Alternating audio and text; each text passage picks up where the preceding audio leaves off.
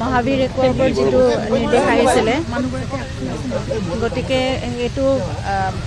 আমাৰ ছেছন কোৰ্টত সেইটো চলিয়ে থাকিব বুলি এটা নিৰ্দেশ আছে গতিকে সেইটো অহা 19 তাৰিখে চাম কি আহে শুনানিটো আৰু এটা ভাল কথা হ'ল যে যিবোৰ তথ্য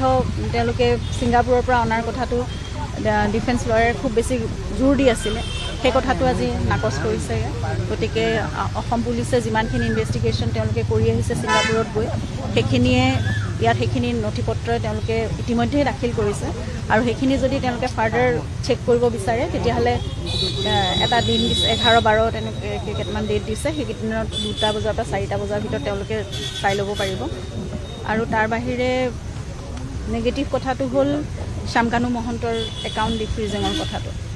সেইখিনিত কি লুপ হ'ল কিবা এটা থাকি গৈছে সেই বস্তুটো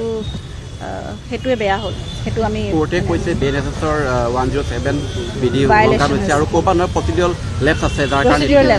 প্ৰচিডিউৰেল লেপছ টেকনিকেল ইছ্যু সেইটোৱে লুপ হ'লটো সেইটোৱে থাকি গৈছে সেই বস্তুটোৱে সেইবোৰ আৰু যাতে নহওক সেইটোৱে কথা আৰু 19 তাৰিখে চাৰ্জ হিয়াৰিং হ'ব বুলি কথাটো আজি গম পাইছোঁ যিহেতু আমাৰ প্ৰজিকিউশ্যনে সেয়া ষ্টাৰ্ট কৰিব লাগে কিন্তু এটা কথা দেখা গৈছে যে আজি বহুদিনৰ পৰা ডিফেন্স লয়াৰে সেই বস্তুটো বাৰে বাৰে তেওঁলোকে ডিলেয়িং প্ৰচেছ এটা ইণ্টেনশ্যনেলি কৰিবলৈ চেষ্টা কৰি আছে কিন্তু আমাৰ প্ৰজিকিউশ্যন ৰেডি আছে চাৰ্জ হিয়াৰিঙৰ কাৰণে 19 তাৰিখৰ পৰা হওক তেতিয়া সোনকালে